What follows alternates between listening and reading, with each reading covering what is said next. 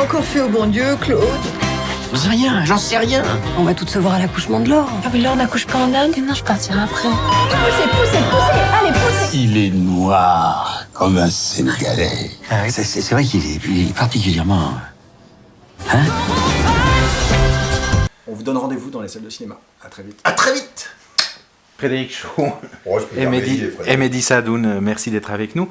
Quelle a été votre réaction quand Rachid et Ciao sont revenus sous la forme d'un scénario pour faire une suite à l'énorme succès qui était Qu'est-ce qu'on a fait au bon Dieu? Eh ben, une très grande joie, parce que ce qu'il faut savoir, c'est qu'on a appris à se connaître sur le 1, et depuis la première séquence du premier volet, on ne s'est plus lâché.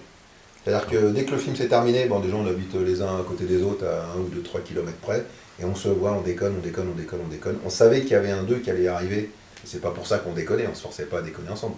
On savait qu'un 2 allait arriver, parce que déjà les gens nous posaient des questions sur la tournée du 1, et on a su rapidement, avec le résultat du 1, que le 2 allait se faire. Et on se hâtait savoir ce qui allait être écrit et tout. C'était un peu une angoisse quelque part, parce qu'on s'est dit, mais on s'entend super bien, hein. J'espère que le 2, ça va pas être une suite pour être une suite. Et quand il nous a présenté ce scénario, on s'est dit, mais l'enfoiré, il a été à la hauteur, il nous a fait marrer, quoi. On l'a lu d'un trait, et puis on s'est dit, bingo, il va. Quelle joie de se retrouver professionnellement, parce qu'on se voit tellement pour faire les cons. C'est un film avec des personnages qui sont ni noirs et blancs, mais noirs ou blancs avec des nuances de gris qui vont entre deux. Est-ce qu'il y a des particularités positives et négatives que vous préférez chez votre personnage respectif? Comme toute relation humaine. C'est-à-dire qu'une personne qu'on aime à 100%, il y a un trait qu'on va dire, oh, t'es un peu relou là-dessus, t'es bien.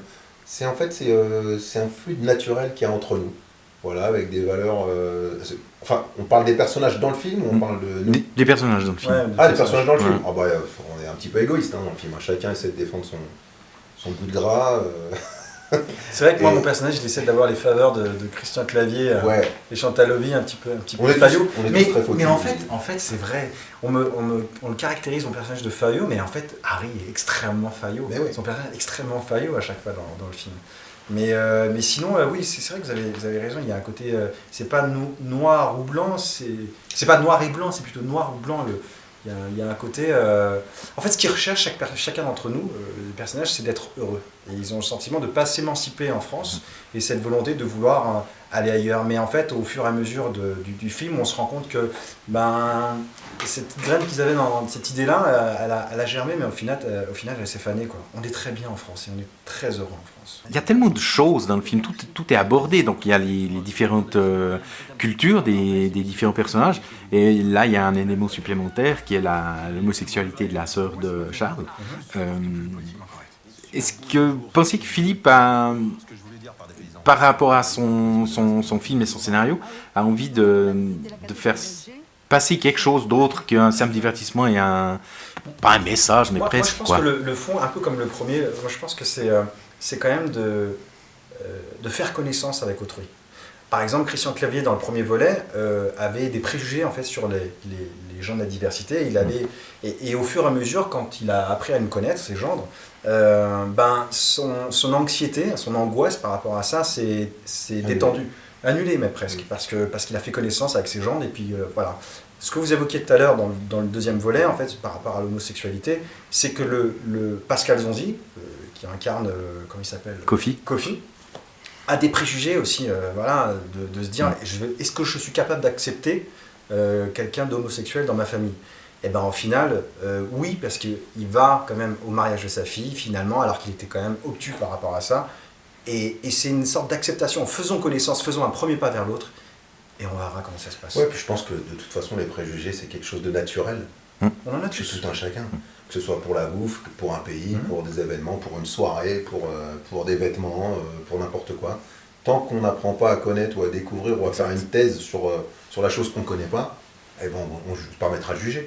Moi, si vous me dites Brésil, je vais vous dire carnaval, football et puis capoeira. Voilà, Suisse, chocolat. Ouais, et c'est ce qu'il va falloir prendre comme élément pour me faire rire. Si on me parle du lac Titicaca qui traverse le Brésil, ou alors des choses qu'on ne connaît pas à Sao Paulo, ça ne va pas m'intéresser. Je veux dire, c'est un film qui va m'instruire, qui ne va pas me faire rire.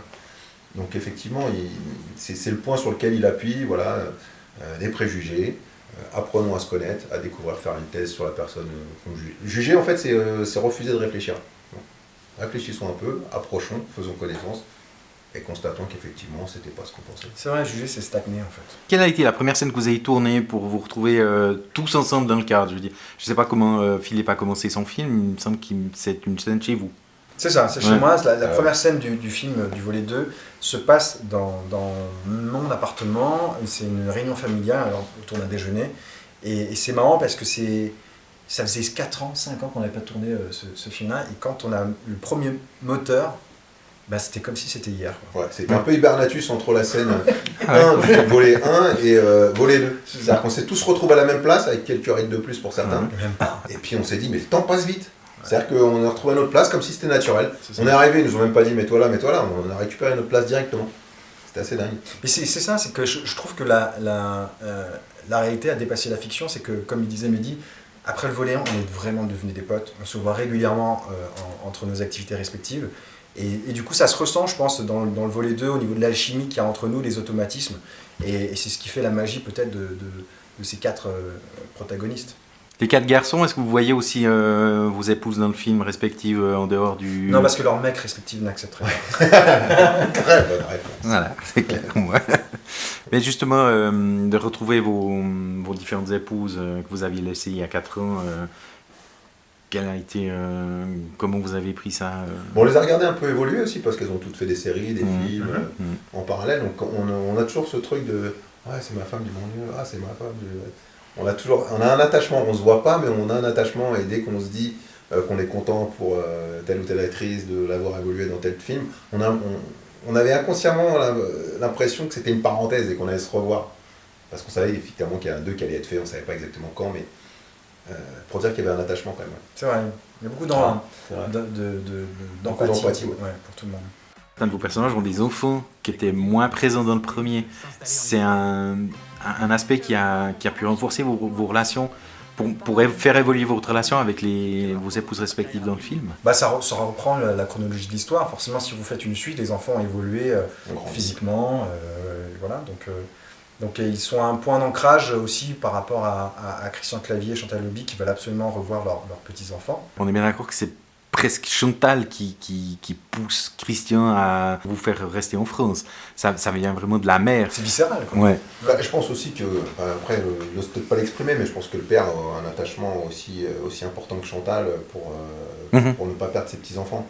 Donc il essaie de trouver une phase. Nous aussi, entre le premier et le 2, on est devenu papa, donc en termes de jeu avec les enfants, on n'avait pas le même rapport que dans le 1. Moi, pour ma part, quand je tenais le petit devant la crèche dans le 1, je n'avais jamais tenu de petit jusqu'à ce qu'il arrive un an après le film. Et du coup, dans le 2, quand j'ai retrouvé le fiston, je savais un peu comment me comporter. Parce que, voilà, on a grandi aussi un peu. Bien sûr. Est-ce qu'il y a une scène que vous deux, un souvenir du tournage que vous appréciez particulièrement plus qu'un autre, je sais pas, un fou rire mémorable Moi j'avoue que c'est très difficile parce que franchement on a passé des très très bons moments. Il y a des moments de grâce comme ça, de fou rire, on en a eu plein, et de notifier, de mettre le point sur un, c'est difficile. Ça, on se marre tellement entre les prises qu'on ne sait plus du tout. On va peut-être retenir les moments où on se marre pas. Et on se dit merde, qu'est-ce qui va pas? Bah c'est tout simplement qu'on est crevé. Quand ça va pas, on se dit bah qu'est-ce qui va pas? Bah non, ça va, mais sauf que on va pas rire sans arrêt chaque seconde. Et non, mais après il y a des moments bien sûr liés à la fatigue, au timing, à la dernière prise qu'il faut faire. Alors que tout le monde a tourné, il y en a qu'un qui a pas tourné et qui arrive pas à dire son texte. Et d'un coup, on a envie de le pousser pour qu'il se plante, et alors que c'est catastrophique s'il se plante parce qu'on n'a pas le temps. C'est ces situations-là aussi qui fait que les fous rires arrivent, et que c'est nerveux, et que c'est pris entre le négatif, on est perdu généralement, et là c'est drôle. Et c'est des moments qu'apprécie Philippe, ce genre de choses, ou c'est plutôt... pas trop, non. Lui pas trop, parce qu'il y a... Mais c'est pour ça que justement... il est pressé par le timing. Ouais. D'accord. Il dit c'est la dernière, lui n'arrive pas à dire son texte, on l'aide, mais en même temps on sait que s'il se plante on va se marrer. Il y a un truc vraiment un peu bizarre. Mais le boulot est toujours fait. Mais le boulot est fait. Ouais, toujours. Et vous, Mehdi, en plus de jouer dans le film, vous avez droit à la chanson finale du générique. C'est vous qui l'avez écrite? Comment elle est arrivée cette chanson? Moi j'ai toujours aimé faire des chansons en fait, parce qu'avant d'être dans le cinéma, je faisais ce style de chansons là avec un copain à l'époque, on avait fait plein. Donc dès qu'il y a l'occasion de faire un générique de film ou de faire une chanson, je me prends plaisir à le faire. Je joue un peu au chanteur. Et puis, c'est vrai que tu chantes dans le film. Ah ouais, c'est vrai, ouais. Il chante dans mon film aussi. Ah ouais. Ah oui. Ouais.